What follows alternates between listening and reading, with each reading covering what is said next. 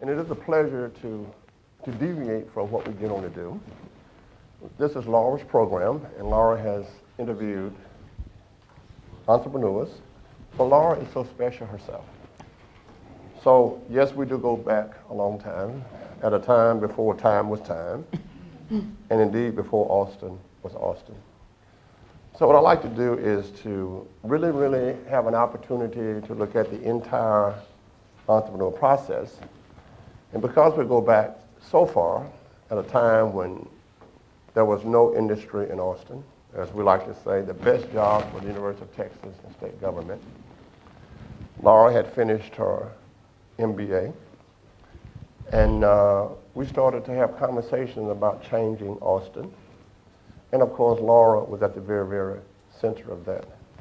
So Laura, it's good to see you again. She is my best friend, my best critic, and we do talk a lot, whether it's here or at Starbucks. So Laura, one of the things that we know is that when you look at America, or indeed if you look in a global sense, there's so much variation in innovation and entrepreneurship by regions. Mm-hmm. And one of the things that I have learned, and for example, I was in Rochester, New York, a month ago, is that the environment, or what we call the ecosystem, is so important for the development of entrepreneurial activities.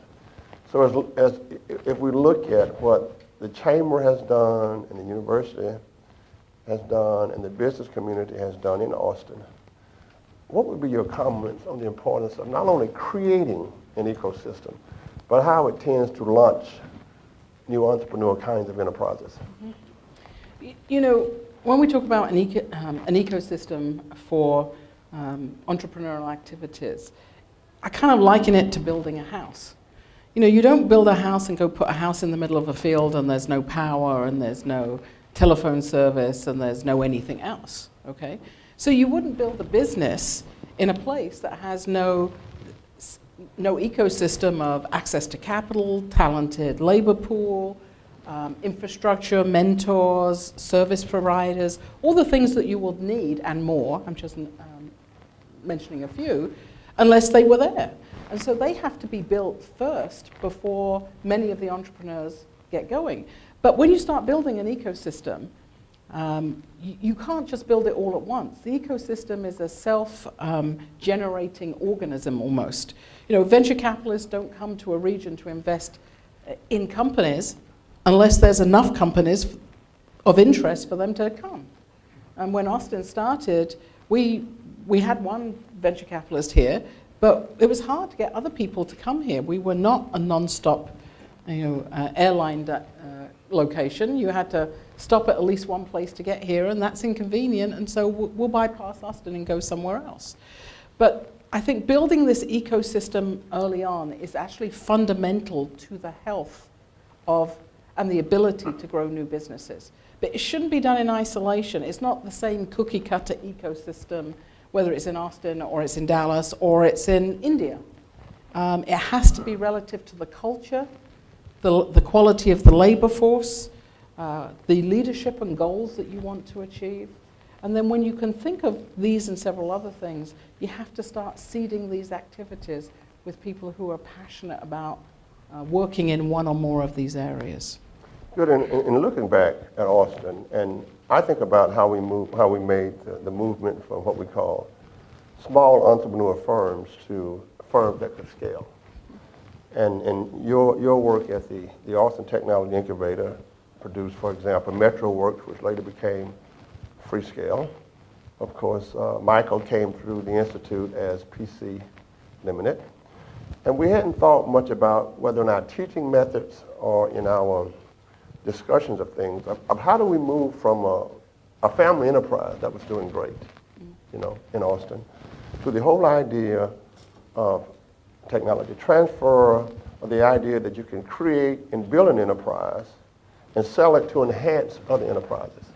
How do you think about this concept of technology transfer and creating great scaling enterprises as opposed to small enterprises?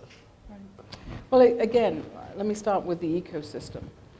When you build the ecosystem to build, using my analogy, one house, Why build one? You can build many. Okay? Once the roads are there, once the electricity is there, you can build many. Similarly, but you can build many houses of different styles. And I think using that analogy, when you start thinking about technology transfer or technology commercialization, when there is technology that has been researched by folks, it needs to be commercialized. Why? Because there's a segment of that technology that can be high wealth generating, be made into high wealth generating products and businesses. And that's not counter to a small business. It's not a small business is bad and a technology business is good.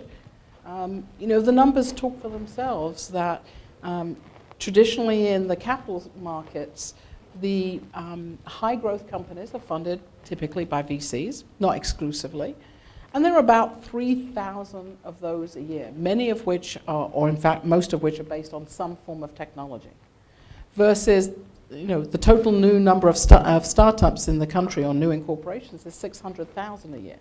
So small business is good in that they're often a supporter of other larger businesses. And certainly family businesses can be good. But most often they become lifestyle businesses.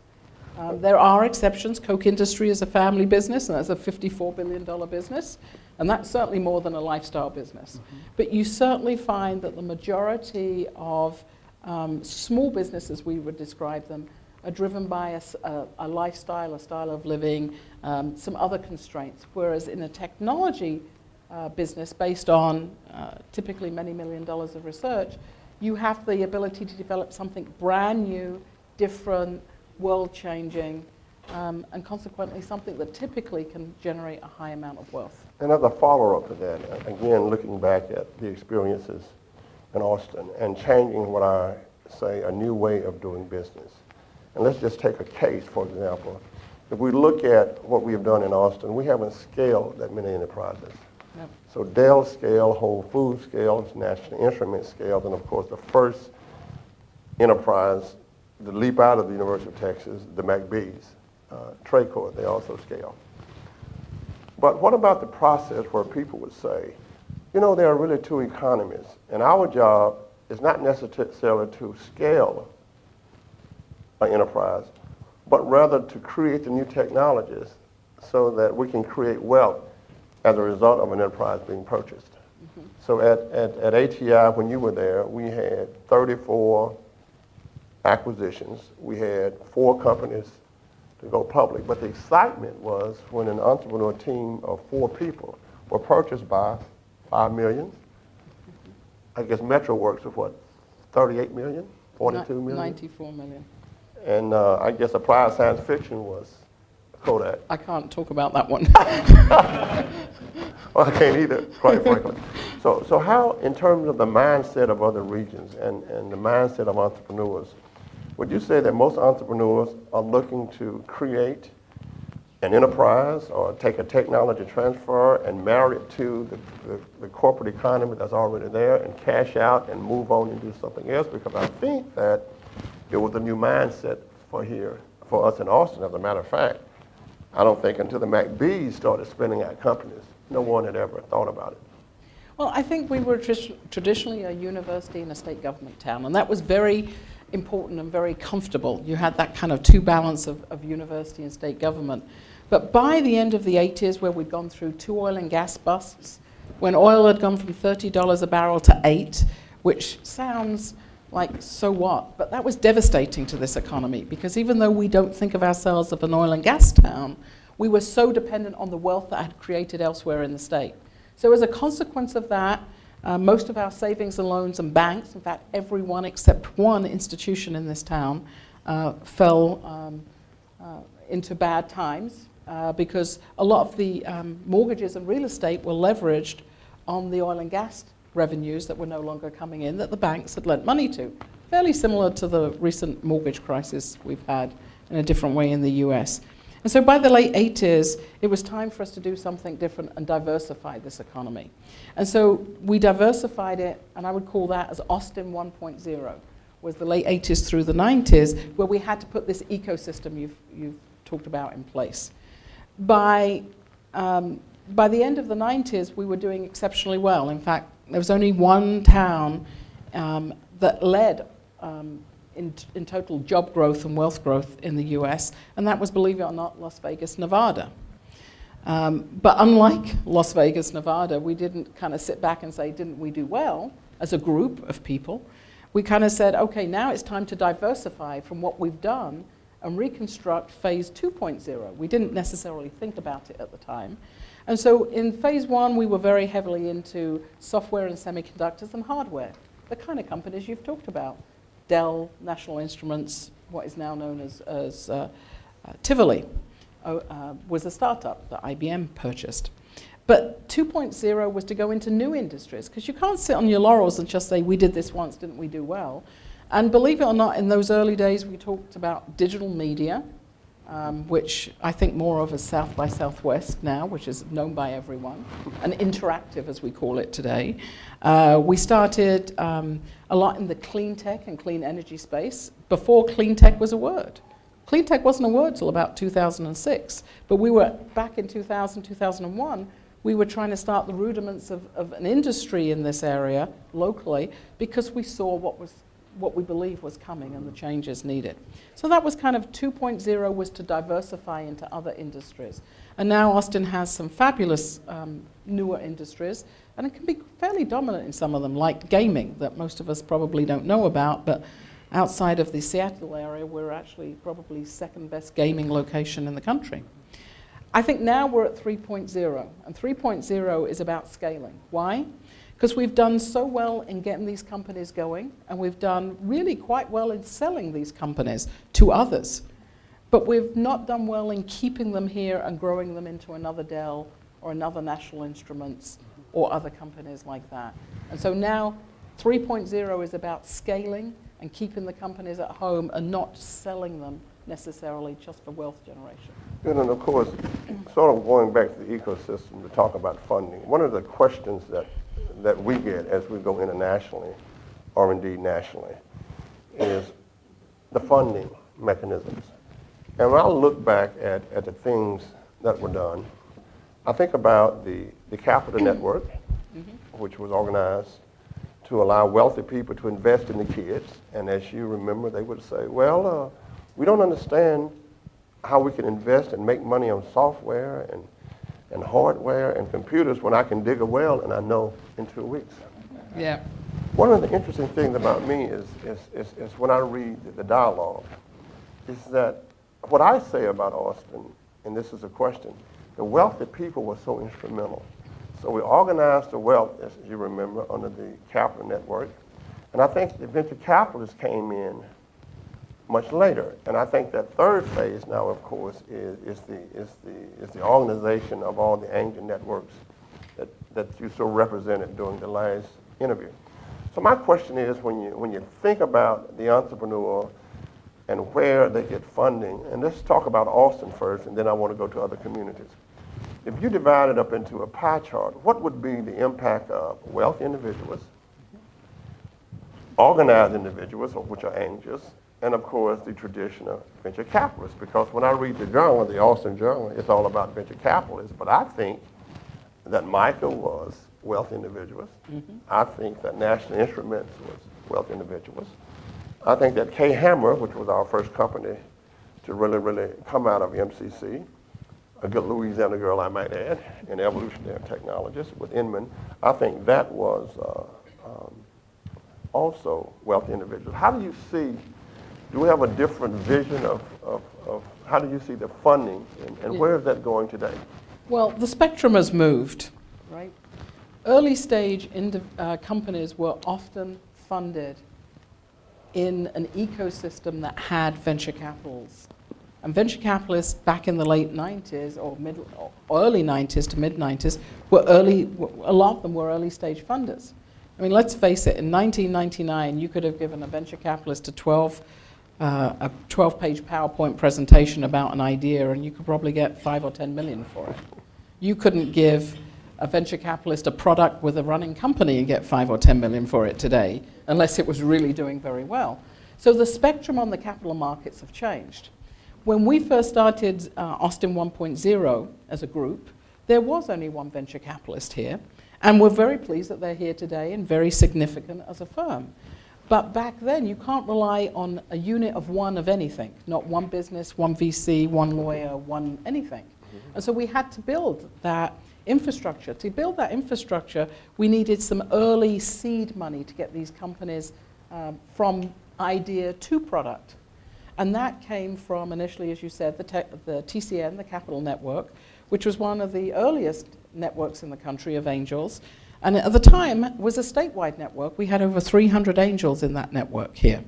Now, that's very unusual, because since that time, that network has had its life cycle, which was about 14 years. But what it did is manage to get wealthy people to seed these early stage companies. Subsequently, when those companies were seeded and they produced products, then they started to get the attention of the venture capitalists. And when you have enough of a core group of activity that was catalytic and self-fulfilling its growth, then VCs started opening offices here, or actually started developing local firms. Who does a VC, a venture capitalist, get its early money from? Typically high net worth individuals. They don't get money from institutional sources until they're typically on the third or fourth fund. So on the first fund, many of those people who became wealthy from those early companies, Dell, and we used to call them, those folks, Dellionaires, because they were multimillionaires from participating as being early employees and stock option owners in Dell, became sources of capital for these early venture funds. Today, though, the spectrum has moved again, and VCs have come, as we would call it, upstream. They're becoming somewhat more risk averse for a number of reasons. The lack of ability to take companies public on the public markets, the way that Dell has gone public and National Instruments have gone public. And why is that important? Because IPOs give you a far greater return on average. Excuse me, that's my phone. I left mine in the car. Ashley, that's a deal. I'm trying to close. I'll have to call him back later. As I get back on track. But the venture capitalists have, the industry has gone through massive change because there's no big wins the way there used to be, or fewer. And let me put this in context.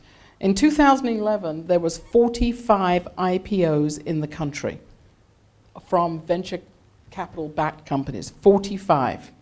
And the average IPO in 2011, which is the last stats I've seen, was $119 million raised in that IPO, which means that IPO was probably at least $1 billion in net worth for that company. That same year, there was 465 companies sold that were venture capital backed, and the average sale for 100% of that company was 70 million. Here's your difference in wealth generation, folks. So when that wealth was not flowing as quickly as it was before, the venture capitalists started moving further upstream, and therefore upstream means they're investing later. So who started to fill the gap?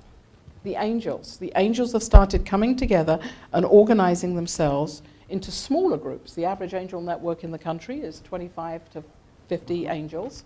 And I'm very pleased to say that the Central Texas Angel Network, that is here locally, has just been rated the 4th most active network in the country.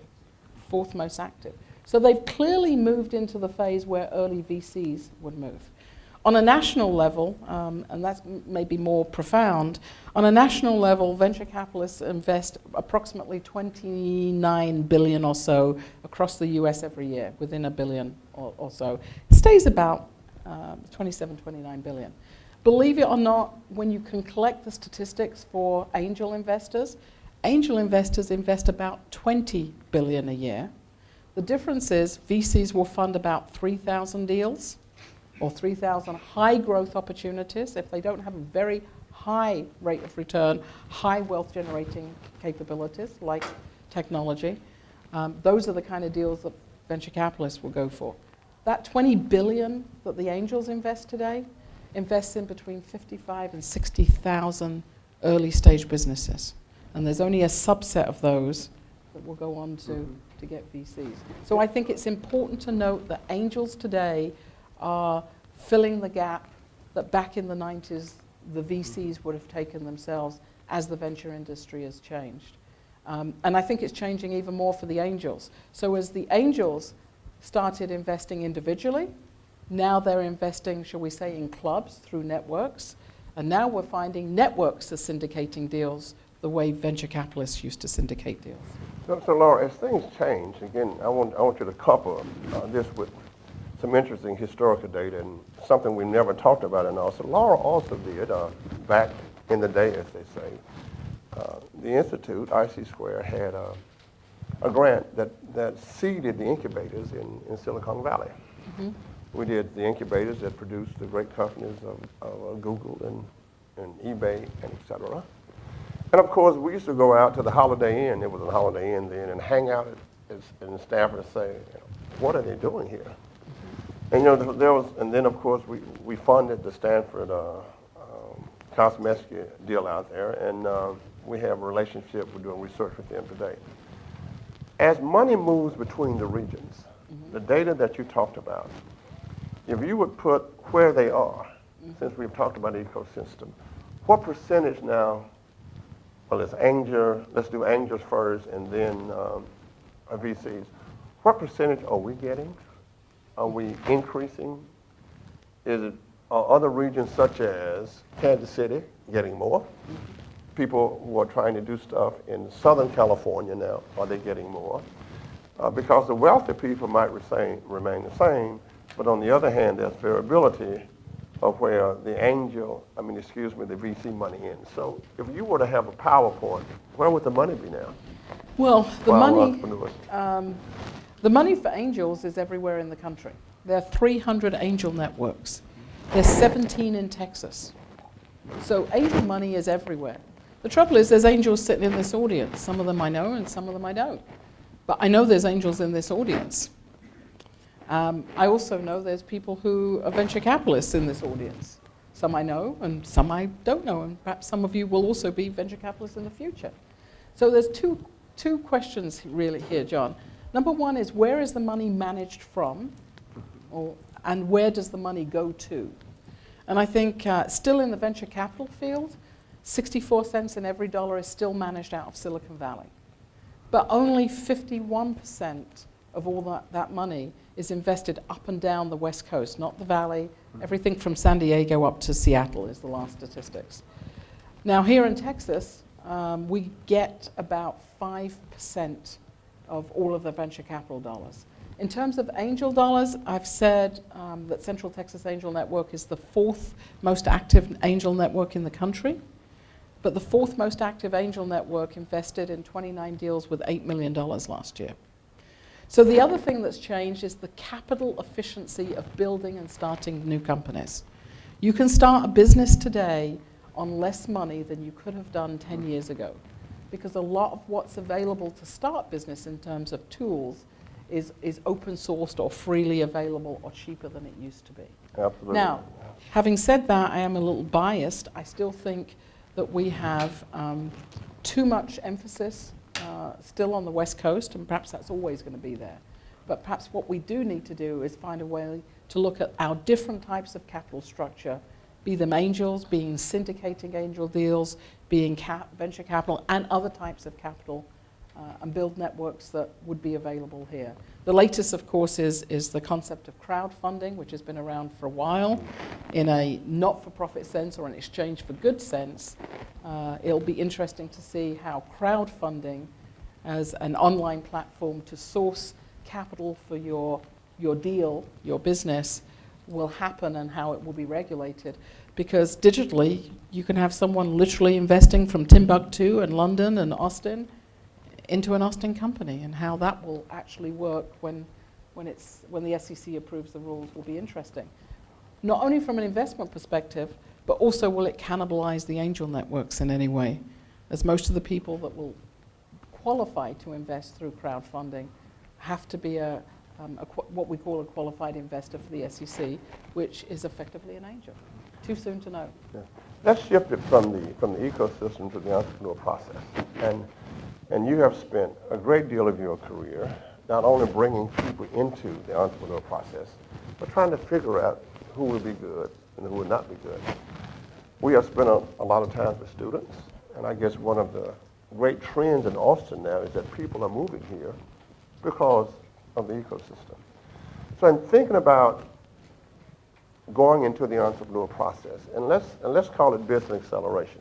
As you say, we stopped doing incubation because you can incubate yourself now on the internet, but it's business acceleration. I think that counts now for us. So I think in thinking about how you would bring an entrepreneur in that process, and let's deal with an entrepreneur who has a technology transfer, who has a scientific idea, and of course we have tried to put those things in place at Macomb and across the university. But in thinking about where we are today, how do you think you bring, in terms of surrounding that person with the tools to make them successful in the business acceleration process? Well, I actually think there's a lot more tools today than there used to be. You know, you can go through lean startup, 3-day startup, accelerators, which tend to be 10 to 12-week programs. There's a myriad of different ways to enter this, I would almost say, as a discourse about entrepreneurship and how you get going. And there's no one unique way, I don't think. I think you have to figure out what best fits the idea or the concept that you have. But beyond that, ultimately, you need several things that are fundamental to any business. Number one, you need great people.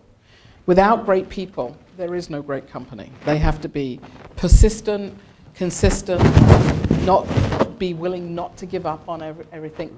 It's a tough job being an entrepreneur. And so that leader who starts or co-starts, co-founds that company is absolutely critical as the leader who's going to drive that business. And by the way, most importantly, attract a team around them, because no one individual can build a business on their own. So I think we can't underrate the business, the people. One of the things coming out of the University of Texas and Macombs is, I think, by allowing many of these entrepreneurial programs to take place today, you're not just allowing students and others to help start businesses, you're welcoming people in the community to these courses to help what they're trying to build themselves. And hopefully some of these students, when they graduate, actually will have already decided whether entrepreneurship is for them or not. And if it's not, that's fine too. You know, but I think that's absolutely key. So I'd say 1 is the people, 2 is the markets. Is there a market for what you're doing? And then frankly, if you can get those 2 and you have some good technology, you can always build on that technology. And I want to go back to the market concept, because what I've seen is, you know, in the 90s, there was big emphasis on business plans. Now when I talk to investors, it's more on market identification. It's almost a walking backwards. Okay. So you start not with the assumptions that you might make in a traditional business plan, but rather you start with the wisdom of the crowd. And the question is, do you own the IP? Have you spoken to who might purchase you? Right. What is the market before we even fund you? Instead of starting with the entrepreneurial process of assumptions. So do you see any of that in terms of the difference in actually building companies with entrepreneurs in terms of the thought process itself? I think there is a different thought process, but I think it's also driven, you called it the crowd, but it's also driven by new business models that are permissible today because the cost or the ability to do things like Facebook is very, very possible and very easy compared with what it used to be.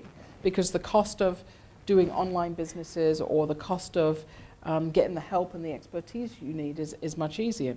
It's fascinating. I've been a judge at South by Southwest, the accelerator, for several years. And 2 years ago, I asked every company I judged, well, this is great technology, looks fantastic, looks like you must have a market. How are you going to make money?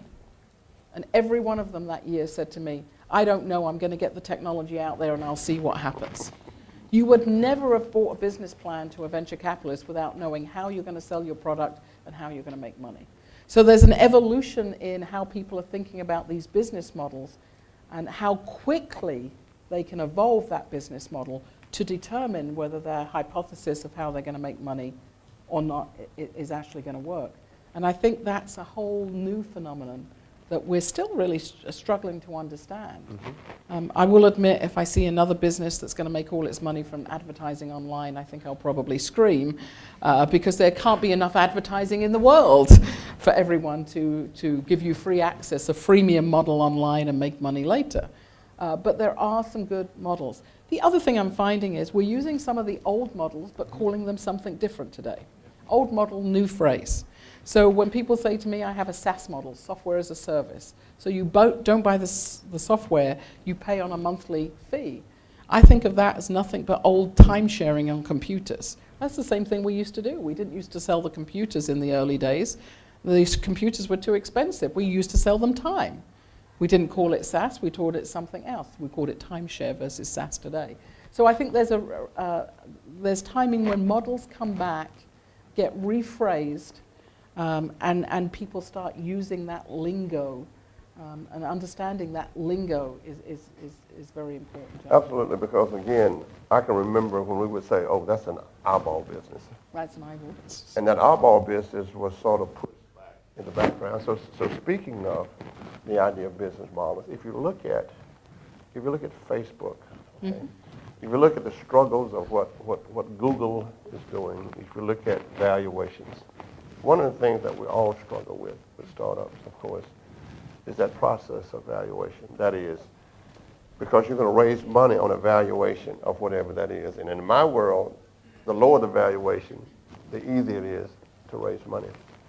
But when you look at entrepreneurs and you're talking about business models and you're talking about valuation, I happen to think, and I want to see if you agree with this, that not only do we don't know how to do the valuation, I think they're completely out of whack probably 90% of the time. So as a result of what happens, there is a bubble created, or the confidence goes away. So what do you think the relationship between the startup that the entrepreneur engages in, the valuation, and the raising of money? Does it become more difficult? Should the valuation be smaller? That is, if you were to sell this company right now, what do you think it would be? It's a longitudinal process. And so you always want one set of shareholders who buy into your company to do well, and the next set who buy in later with a lower risk, who will buy in at a higher price to do well. And I think one of the fallacies that we've got into, certainly during the early part of the 2000s, was that we got completely out of hand with some of our valuations of what we thought. We still thought if we could sell eyeballs, we could turn eyeballs into revenue, and we could turn revenue into profit. And what we quickly found is that didn't happen to most of those companies.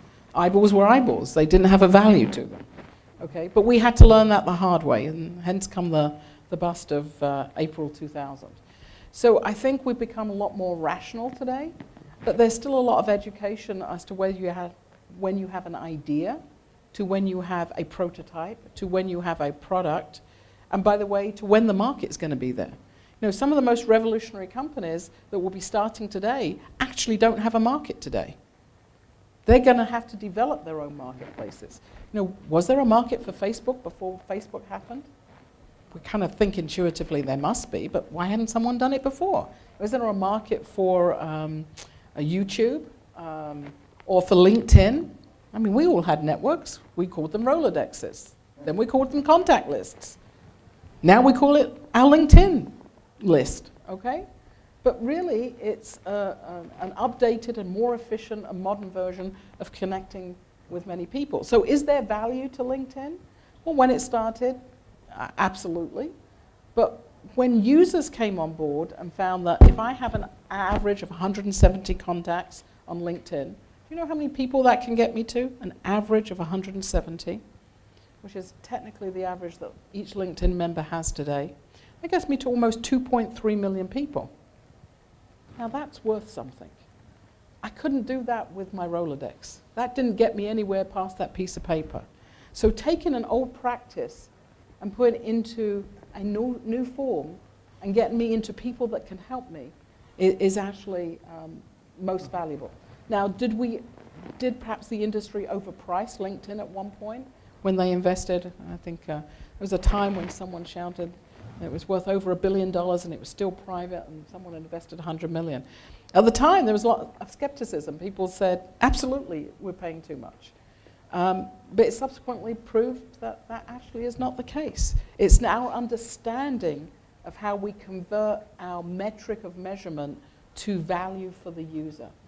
And the user will always pay if they receive a benefit. And I think these are the things that we have to look at differently today. So it's not the old form of economics. It's kind of like a new, and I can't say there's a new form of economics either, but there's a new set of value on a network today that can be monetized through systems like LinkedIn. You know, speaking of new things and speaking of getting entrepreneurs going, you know, we were way ahead of ourselves, and I wanted to do a bio-incubator here in Austin, and I went back to a paper that you wrote for the incubator in Houston, and took your name off of it and put my name on it. Happens often. And changed it a little bit and said we will now have an incubator, a biotech incubator. I think that we've always said that there was a mismatch between us and Houston.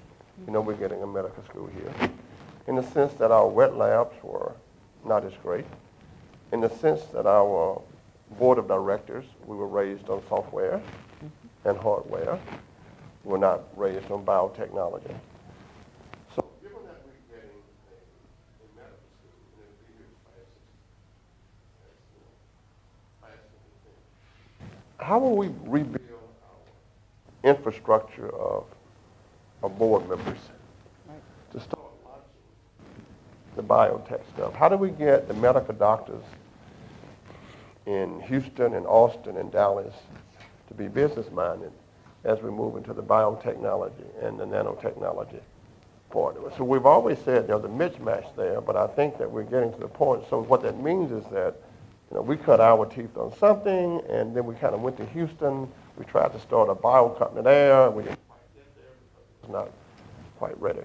So looking forward in terms of the ideas of that getting entrepreneurs going in the biomedical, and I'm not talking about medical devices. We do that pretty well. Yep. I'm talking about when the human body, when you make a mistake, you can't hit Control Alt Delete. Right. And what does it mean for entrepreneurship going forward? Well, I think it's just another market sector that we have the aptitude to get involved in and build here to some degree. Now, in the medical field or life sciences field, it tends to be a long-term process. Your average life sciences company takes 15 years before they get a product to market. So unlike software that we can do in a year or less, we're going to have to be patient. And humans aren't normally very patient when it comes to seeing results. But what we're going to have to do is really seed and work with our MDs, and I say work with our MDs because I rarely meet an MD who doesn't actually know more than I know, in many different ways, whether they actually do or not, but actually match this MD and their technical capability in the medical field with, or their research, with the aptitude to perhaps see if it can be commercialized into a business. And there's very few MDs I've met that wouldn't like to take their product, their idea further if there's a way to do that. And so I think, though, it's going to be a very long-term process because, again, there's an ecosystem to be built around this industry group that we don't have here. You develop a new drug, you then have to lab test it, then you have to animal test it, then you have to human trials test it. And we don't have all those things readily here. But what we do have is, because in the state of Texas, we do have some of the biggest animal testing facilities 80 miles away in San Antonio. We have to learn from some of the other areas, but find a way that we don't just do the research, as we had traditionally done, but take what's viable to commercialize and take it to market. And the one great thing about medical research is it's applied. It's not basic. You research a cure for cancer. You research a cure or a diagnostic kit for something. You don't research the theory of X, which we often do in our basic sciences. So in fact, I think in a 15, 20 to 25 year time frame, we can take the roughly 42 companies that are in the life sciences space today in Austin, and I think we can grow that to several hundred companies, but it's going to be a slow and diligent process that we have to pursue. Okay, and finally, before we open up for questions, I'll ask you questions that's dear to your heart and to my heart. We had our first project together in the 80s, where we had an immigrant group come to us and said, we need to study. The 90s. I'd like to be a The little bit 90s. younger. The 91. 91 it was. 91. And that group was worth probably $800 million. Now it's worth about $4 billion. And we went to San Francisco, and you and I went to an immigrant restaurant in Houston and took them technologies because their children wanted to move into technologies. And I know that you're doing some of that today because we know that, for example, in Silicon Valley, 70% of those companies are newcomers to America. In Austin, we're running about 1 in 4. So before we open it up to questions, can you talk about that passion? And by the way, Laura also is working in Colombia, Portugal, and I hope to be sending her to Sweden with the Swedish Tech Bar soon, and of course Mexico. So can you talk some about that passion which runs so deep in you? I think one of the great strengths of the United States is the diversity of its culture and its people.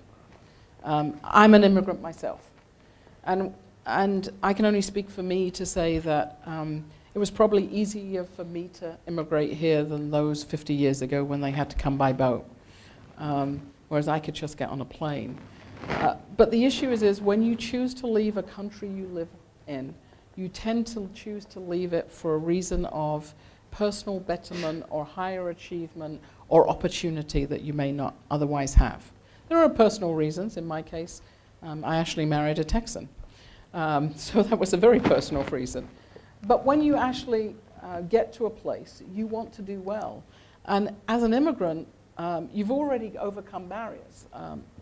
I thought I spoke your language. I found Texan and English are a little bit different. I had some very funny things that I will not share with you tonight, not in public. You drove on the wrong side of the road as far as I was concerned. I came from England. We drive on the other side of the road. I didn't know what the price of a stamp was. Now, these are fundamental things that everyone takes for granted. And this is not anything even major. I didn't understand why the milkman didn't deliver milk to your door every day, and I had to go to the grocery store and buy a gallon of milk. So there's things that immigrants overcome, as minor as they may seem, but they're also looking at opportunities. And I think the great thing about the States as a country is it's given opportunities to many immigrants. And when those immigrants come, and as we learned with the Indian Pakistani community, those folks started with 7-Eleven stores and very basic ways of doing business. But they wanted their children to do better still. And so it was their children they sent to school to start technology businesses. And if you look at a group like TIE, the Indus Entrepreneur today, it's a worldwide organization fostering entrepreneurship with immigrants. So I think immigration actually, personally, not because I am an immigrant, is a very healthy thing to bring different ways of thinking and different cultures. And I think we need to find a way to continue to foster, and I say selectively, but foster selectively the talent that we need in this country and that drive that immigrants bring, as they tend not to have very much when they get here. And they tend to want to create that. I'd also like to say when it comes to entrepreneurship, I think there's another bias we have that's beyond male, female, or the ethnicity or immigration. I think it's age bias too. And I think I'm starting to observe, and I hope this is true, I'm going to have some more conversations on it. We think of entrepreneurship at one point as just being at one point, perhaps back in the 80s and 90s, the average person would be an entrepreneur at age 35 to 45, okay, when they knew enough about what they were doing to go forward and feel comfortable to start business. The businesses we've talked about, Facebook and others, were not started by 35 or 45-year-olds. They were started by people straight out of university, straight out of college. So at one end of the scale, I think we have a continuing set of young entrepreneurs, and it makes sense. They have no debts, no mortgages, they may have education loans, but that's just about it. So it's a time they can experiment to start businesses. So on the other side, I'd also like to bring up that I think we're actually going to start to see, and are seeing now, a tremendous growth in 50 and above entrepreneurs for the first time ever. And I think we have almost a barbell effect in the same way we have it with capital, with angels at one end and perhaps VCs at the other. We have a barbell effect starting, I think, with young entrepreneurs. And there's not an age you need to be an entrepreneur today, but young entrepreneurs who are doing very capital efficient businesses, at least initially. And also the generation of 50 plus that are now starting businesses at rate twice the amount they've ever started businesses before, for a number of different reasons. And I won't get into the reasons now, but to say I think we need to watch this, because entrepreneurship is now transcending every kind of group, every ethnicity, in a way that we really haven't seen up until now. And I think that's going to be an important change. Okay, thank you very much. We would like to, we have about 11 minutes for questions. We'd like to open up the, yes. Hi, Susan Leahy with Silicon Hills. You were talking about scaling businesses, and it's good now when we're getting ready to do that. What's been lacking in the ecosystem that's now here that would allow Austin to become a place where businesses are scaled more abundantly? I think one of the things when Austin first started is we really didn't have any meaningful entrepreneurs here. Meaning we'd had people who'd done a lifestyle business or a business perhaps that had grown to a certain amount, but perhaps they'd done it once. We now have serial entrepreneurs in this town. People who've done it once, twice, 5 times. They may not have been successful every time, but they're serial entrepreneurs and they have such knowledge and learning now of what not to do as well as what to do. I think it's now taking these people and their knowledge and talent to the next level. You also have people that have been moving here for retirement, semi-retirement, and I actually don't know what retirement means. I fully admit I fail at doing nothing, okay? But really, who are moving here and they're vibrant. I mean, between the start and the end of the last century, the average age lifespan has increased 30 years. It's 30 middle years, not 30 end years. So it's 30 active, knowledgeable, talented years.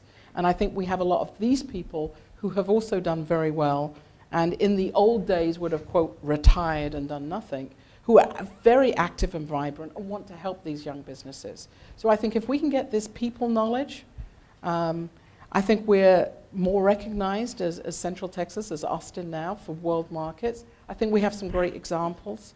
I think there's some of the few things I'm just going to mention now. There's other thoughts I have as to how we can scale, but certainly it takes people. Growing a business from 1 person to 3 people is one thing. 3 people to 30 people or 50 people is another.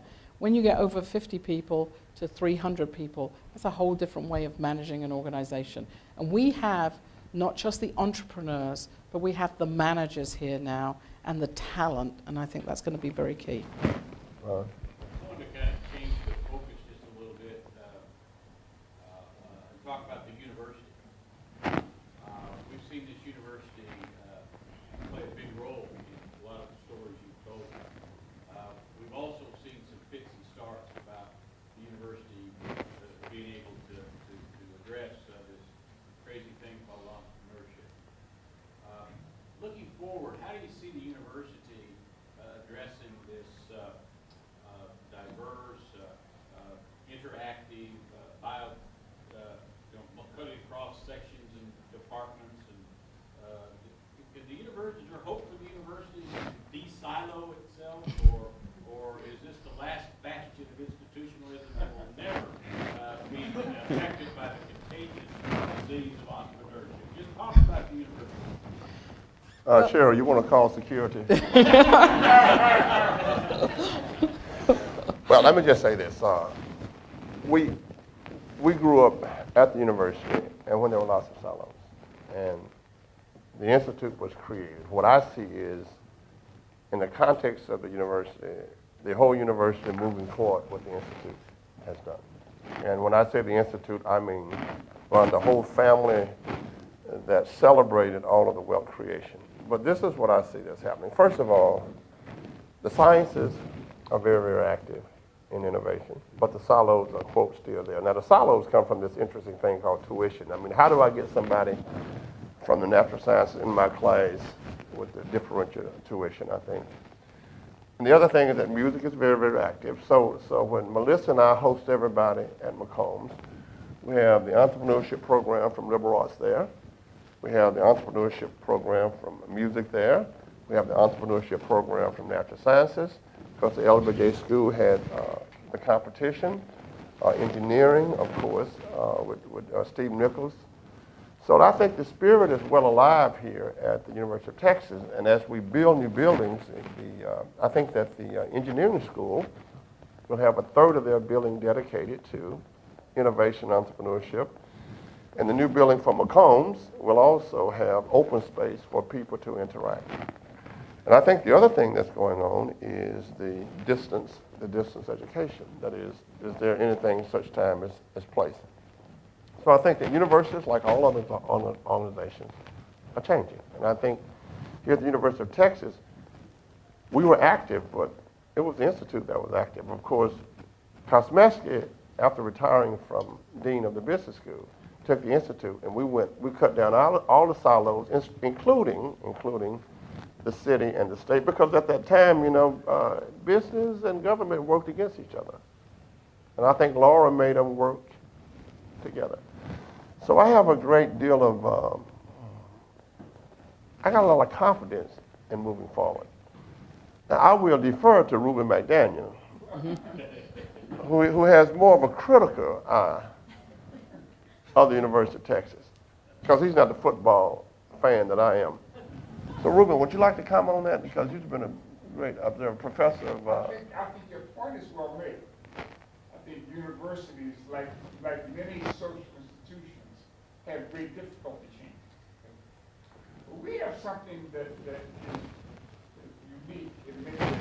We got a lot of students, and they're young, and they're vibrant, and they want to do things, and they're excited about stuff.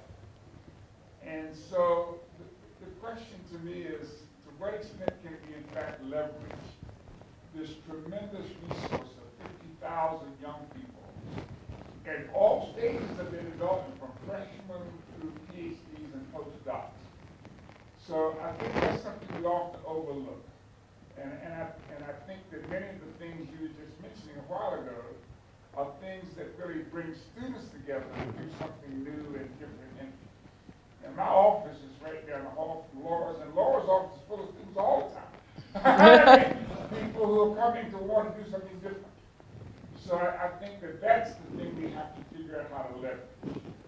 Is how we're going to leverage the energy and enthusiasm of our students to help push us into not just new entrepreneurial kinds of ideas, but new social ideas that are really necessary. Now remember, we are a state agency, so unlike a Northwestern or Stanford or Harvard, we are a state agency. We're not a private school. So those schools can do basically what they want. Yes, sir. I just want to ask an extended question about the ecosystem. Part of the ecosystem is the town of Austin, Yes. Greater Austin. And it's also changed in the last 30 years. The cost of living, property taxes, the congestion. At any point, is that going to work against the entrepreneurial spirit and companies moving here? And are they going to start moving out at some point because it's a better livable place? I could throw schools into that equation. I think every ecosystem, if it's not continually reworked and readapted for the times it needs to be in, meaning adapted for the future, not for today, will otherwise have a problem. And I think, we complain about traffic and we complain about other things, but at the same time, we're continually ranked as economically one of the top 3 best growth areas. So I think we'll continue not to think about Austin, but to continue to think about Central Texas.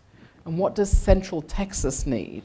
Because really it's not Austin anymore. If you look at the superb work the Chamber of Commerce does in recruiting new businesses to town, not just the ones we start, we often recruit businesses that actually go to Round Rock and Georgetown and San Marcos, the central Texas region, not just Austin. Is that bad? Absolutely not. I actually... Doesn't that kind of exacerbate the problem a little bit? I think there's always, I mean, with anything good, there comes some things you need to tweak, and there's problems.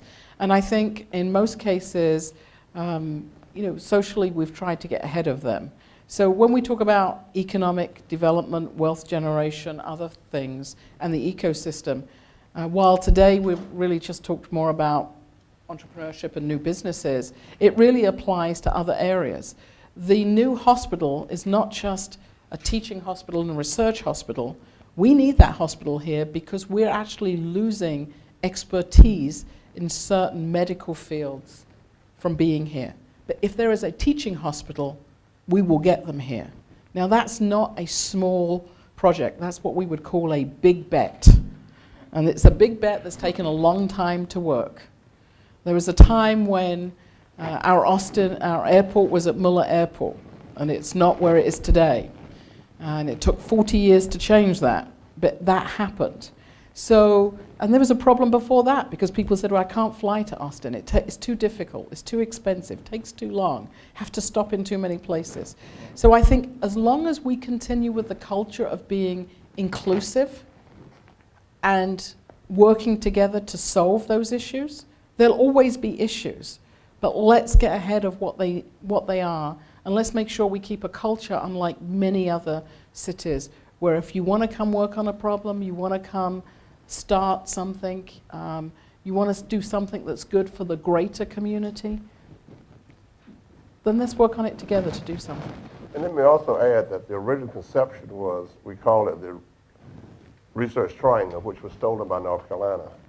But it was Austin, Houston, and Dallas. That was the conceptualization. When we did MCC, I'll never forget that Mayor Cisneros was in Washington talking about how great San Antonio was. And they had the university here, and they had Rice University, and Governor White said, Mayor, Rice is in Houston. And Cisneros said, yeah, but San Antonio is moving that way. So I think, Laura, if you remember, that original conceptualization was, and of course, when Herb did Southwest Airlines, it was based on that triangle. So we've always thought theoretically and conceptually as a Texas region. But Houston was so different, and kind of took off. I think we have centers of excellence, and we have to recognize those centers, whether it's in Dallas, Houston, or anywhere else. Right. And I don't mean to underrate what you say. We are having a very expensive style of living now, and that's why a manufacturing company should not come to Austin, but perhaps should go to Round Rock. It's knowing where our strengths are and applying those strengths to the opportunities we have. Yes, sir. I had a question. I'm Bill Leisure with Dell, and as a lot of people know, we're going through our own kind of transformation, our own 2.0, I guess, if you will. And just wanted to get your thoughts on how we could best support kind of the next generation 3.0 of this Austin entrepreneurship. Well, I think you've already supported 2.0 with the Dellionaires that have come out. So we don't mind if you make a few more of those, please. That would be great. I think, like any large company, you're going through your own machinations as you evolve into what you're next going to be. And I think one of the things that's going to be important is for us to keep Fortune 500 companies like yourself here, but to scale others so that they can be Fortune 500 companies like you. So I think Dell has brought a lot of talented management into the region that we otherwise would not have had. Management that knows how to run large organizations, given yours is $65 billion plus. And I think we need to get those people to work with other, perhaps smaller organizations and help them, whether it's as mentors or mentees. It doesn't mean to say they have to be entrepreneurs, but there may be other opportunities for people within Dell and Dell's capabilities, whether it's your supply chain or other things that can be helpful to the rest of the community. In terms of spin-outs, Dell has not been a particularly strong entity that spun off companies by nature of its traditional business, unlike companies like Texas Instruments that have been very strong on spinning out. because your research base is different. But I think you do have a number of patents, and we need to look at that too. John? And also looking forward, of course, I think that they'll put aside $100 million to help the entrepreneur with Ingrid is over that, another one of our great MBAs here. And as Laura said, that if you look at the spin-outs of a National Instruments or Texas Instruments, Dell has not done that, but I think that as it goes forward and as it goes private, and of course, Laura and I remember when it was PC Limited, when they had a budget of 0. And my favorite, I tell you this, is that when his first CFO came to me and said, "I'm leaving there. We got over 40 employees now. It's too big." So I think that as you reposition yourself, and I know that you've made a contribution because I have had startups to talk to income already about, and I think you have $100 million to help startups. So I think that's great. Right, I think it's the people. You are a global company. You take the message of Central Texas out with you. Help some of these startups to also go global, to get into new markets. That would also be exceedingly helpful. And also teach the rest of us how you take a large-scale problem and solve it, because you are resolving your own large-scale issue on how you reinvent yourself. And I'm sure that's going to be looked upon by many. We hope it's going to be another great example. 0 to 65 or 66 billion and 65 billion and beyond. So perhaps your phase 2 is going to be most interesting. And just remember, you carry the brand of Austin. I can remember very vividly when we said we're going to make the heroes the entrepreneurs. Remember Tech Monday, what Dave Gibson thought of, and basically we said that we love Texas football, but Austin would be known for its entrepreneurs. And when you mention Austin now, you don't think about Longhorn football. You think about Dell Computers. So You as Dell National goes, Instruments, that's and the you way the people. Think about Whole Foods. Who was the philosopher major? John Mackey. Any other questions? Ruben? One of the things you've implied in a lot of what you said very directly is the growing importance of interdependencies Yes. in trying to develop a community, whether we call it an entrepreneurial community, a business community, an intellectual community, or an invention community. Could you say something about management of these interdependencies? Yeah. I think when Austin was small, managing the interdependencies was much easier because it was a question of getting a few people together in a room and talking out the issue. Now, Austin is not small. It's the 16th largest city in the country. And you can't just get a few people in a room together and resolve the problem. So we have to learn to communicate more, support each other more, not be competitive with others within, but be competitive with others outside. By that I mean there's not one incubator in town now. There's 22 different programs. Let's not compete for the same company. Let's support everyone. Everyone.